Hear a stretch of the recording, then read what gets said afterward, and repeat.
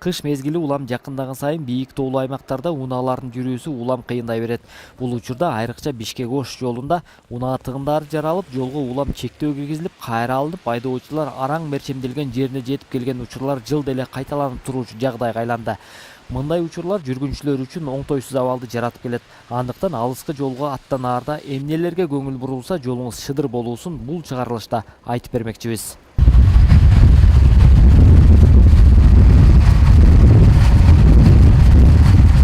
Бул Бишкек-Ош жолундагы айдоочулардын кышка болгон даярдыгын сынай турган Төө ашуу ашуусу. Бул көрүнүш жакында эле катталган. Мында ашууга кар жаап, жолдун тайгактыгынан унаалардын тыгыны жаралып, транспорт министрлиги жолду бир канча ирет чектөөгө алганы белгилүү. Ашуудагы оор сыноолорду башынан көп өткөргөн айдоочулардын айтымында, алыскы жолго чыгаарда өзгөчө кырдаалдар министрлигинин эскертүүсүнө көңүл буруп, унаанын дөңгөлөгүн кышкыга алмаштыруу керек. Ошондо гана айдоочу жолдо калбайт. Биз деген уже кар башталганы баштап, уже баллондор салабыз, зимний баллондорду. Көбүнчө азыр көп по пути кеткендер летний баллон менен чыгып пробка кылышат. Анан биз көбүнчө мына зимний салабыз, септерибиз бар, бардыгыбызга даярбыз. Бардыгы эмегечи жолго. Анан көбүнчө ошо келдик, өткөн мурунку немеде пробкада туруп калдык. 8 саат туруп калдым мен. Баллондор зимний эле баарыбыздыкычы, анан алдыбызда жеңил машиналардыкы, КамАЗдардыкы летний баллондор болчу. Ошондон 8 саат туруп калдык. Кечеде балдар да туруп калыптыр, кече күнү пробкада. Алар эми пробкага турдук, летний баллондор бар экен, көбү алдыбызда турат, чыга албай турабыз деп, сеп таап турабыз дейт. А биз ошо мына постоянно каттайбыз 5-6 жылдан бери. Зимний баллон тагабыз, кыш келди. Элди эмесин карабыз, элдер дагы. Ал ошол олорду эсин аман биз жеткизиш керек, алып барыш керек, милдетибиз ошо да. Өзү алдын ала бир мындай ошол кар жаайт деген укканда же бир алыскы жолго чыгаарда даяр жүрүш керек да? Ону даяр турабыз. Бул жерде биз телефондон көрөбүз, интернеттен, МЧСтен кабар келет. Алдын ала жамгыр жаайт депчи, кар жаайт дегенде бизге кабар келгенде биз уже эмнени карайбыз. Кийин баллондор зимний, ошолор чыгат. Жеңил унаанын айдоочулары мыкты даярдык көргөнү менен оор жүк ташуучу унаа минген шопурлар жолдо көп тыгын жаратканы белгилүү. Бирок ири жүк ташуучулар жол тыгынынын жаралышына башка себеп экенин айтышат. Основной ушу көбүрөөк нема дейт, водительский дисциплина жок. Дисциплина жок. Бардыгы мен чыгам деп туруп эле бири-биринен өтүп туруп эки жактан тең келип калат да. Өшүндөн энеген туруп калат машина. Катар турса тизилет. Түшө турган түшүп алат, чыга турган кийин чыгып алат. Биринчи түшүрүп алат, кийин чыгып алат. Ашуудагы тыгындын жаралышы жүргүнчүлөр үчүн өтө эле оор болот. Ошондуктан ар бир айдоочу жолго чыгаарда алдыда күтүлүүчү аба ырайы боюнча толук маалымат алып, андан соң гана жолго чыгуусу керек.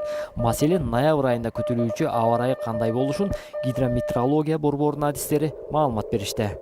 В ноябре ожидается среднемесячная температура около климатической нормы, составит 5-7 градусов тепла. Дневные температуры в первой-второй декаде будут подниматься до 15-18 градусов, ночные плюс 3, плюс 8. В третьей декаде ожидаем понижение температуры, в долинных зонах будут ожидаться заморозки, отрицательная температура до 3 градусов мороза, а в предгорных районах минус 3, минус 8. Количество осадков ожидается меньше нормы. Мындай маалыматка көңүл бурбай жолго аттанган айдоочулар көп учурайт. Алардын айрымдары белгиленген жерине жетпей, ара жолда калып, түйшүк тарткан учурлары бар. Мындайда өзгөчө кырдаалдар министрлиги тарабынан ашууларга жылда кышкы суукта жылытуучу түйүндөр ишке киргизилет. Кыш мезгилинде катталуучу өзгөчө кырдаалдар көп катталуучу республиканын аймагындагы автоунаа жолдорунда биздин атайын куткаруучу жетекчиликтин буйругу менен атайын куткаруучулар күжүмө нөөмөттөрүнө турушат. Атап айтсак, Бишкек-Ош жолунун 154 участкасында жана 129 участкасында түнелде биздин атайын куткаруучулар күжүмө нөөмөтүндө күнү-түнү нөөмөттөрүнө өтүшөт. Андан сырткары республиканын аймагында биздин аймактарда жайгашкан министрликтин башкармалыктары жана бөлүмдөрүнүн өрт куткаруу кызматтарынын бөлүмдөр жайгашкан. Алар күнү түнкү кандай учурда болбосун, кайсы ал аймакта, республиканын кайсы аймагында өзгөчө кырдаалдар катталган болсо, өз учурунда чыгып чара көрүүгө дайым даяр.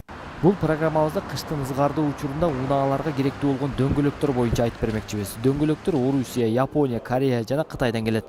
Учурда көпчүлүгү акча каражатына карап мурда иштетилген эски дөңгөлөктөрдү колдонушат. А бирок биз жаңы кышкы дөңгөлөктөрдү кантип тандоо керек? Алардын эмнесине маани берүү керек экендигин адистерден угалы. Летний, сезонный, шипованный, липучный. Азыр бизде 4 түрлүү дөңгөлөк бар. Маселен, жайкы, кышкы, бардык мезгилге ылайыкталган жана темир кадагыштары бар дөңгөлөктөр. Жайкы дөңгөлөк менен кышта жүрүүгө болбойт. Анткени резинасы суукта тоңуп, карда тая турган болуп калат. Ал эми бардык мезгилге ылайыкталган дөңгөлөк менен шаарда жүрсө болот. А бирок ашууларда жүрсө болбойт. Ал да катуу суукта жарабай калат. Ал эми резинасы жумшак лепучка дөңгөлөктөр менен бийик тоолуу жолдорго сапар алсак жарай берет. Ал эми темир кадагычы бар дөңгөлөктөр аба ырайы өтө суук жерлерде колдонушат. Бизде мындайларга талап аз. Bizda kamdan kam bor. Ар бир дөңгөлөктү протекторуна карап алыш керек. Учурда көпчүлүгү мурда иштетилген дөңгөлөктөрдү алып колдонуп келишет. Эреже боюнча жаңы дөңгөлөктүн өзүнө жараша тиштеринин өлчөмү болот. Примерно mana shu жаңы nimalarni o'lchagani где-то 10. Бул жаңы дөңгөлөктүн тиштери 10 мм чыгат. Бул улам жээлип олтуруп, бул жерде көрсөтүлгөн белгисине жеткенде колдонбой коюш керек. Nimalari bor da bu yerda. Stakansi tuya degan. Кышкы мезгилде чоң оор жүк ташуучу унаалар үчүн да дөңгөлөк маанилүү. Бирок көпчүлүк оор жүк ташуучу унааларда кышкы дөңгөлөк болбойт. Bu yerda основной грузовойларники bor, основной КамАЗ, фураларники bor, основной Бизде КамАЗ жана фуралардын алдыңкы арткы дөңгөлөктөрү бар. Маселен, КамАЗдарда кышкы дөңгөлөк болбойт. Ал эми фуралардыкы кышкысы болот, бирок бизге келе элек. Ошондуктан көбүнчө оор жүк ташуучу унаанын айдоочулары сеп ала жүрүшү зарыл. og'ir yuk olgani uchun основной bular sep taqib yuradi. Основной Айдоочулар унааларын кышкы мезгилге канчалык даярдабасын кээде күтүлбөгөн оор кырдаалга кабылып калышы ыктымал. Тажрыйбасы жок жаш айдоочулар капысынан калың кардан унааларын чыгара албай калса, жардам күтүп убактыларын өткөрүшөт. Бул учурда абалдан чыгуунун ыңгайлуу жолун сунуштайбыз. Кышкы мезгилдерде ар бир автоунаада бул лопатка, лом, жанагы кышкы чынжыр эмелерди сөзсүз түрдө биз буларды алып жүрүшүбүз керек. Мынакей лопатканы көрүп атасыздар. Булар тыгылган мезгилде дөңгөлөктөрдүн алдын ачып, ал жерге кургак инертный материалдарды сепкенге бул күрөк болунат. Ал эми мындан сырткары, күрөктөн сырткары бул жерде көк жылгаяк болуп калганда музду чагуу үчүн бул ломдорду дагы пайдаланып, андан кийин инертный материалдарды себиш керек. Эми мындан сырткары мына ар бир айдоочуда кышкы мезгилде эмесине жараша момундай септер, металлический септер болуш керек.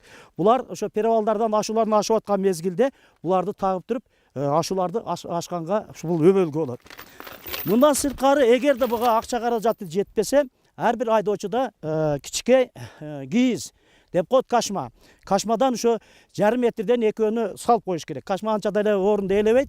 Аны ошо дөңгөлөктөр машина тыгылган мезгилде кашманы бул жерге силать этип мындагы таштап алдына артына. Андан кийин ошол тыгылган жерден чыкканга ушундай аракет жасаш керек. Төмөндө айтылган алтын эрежелерге бардык айдоочулар көңүл буруп, жолго чыгуусу зарыл. Ошондо гана жолуң ачык болот.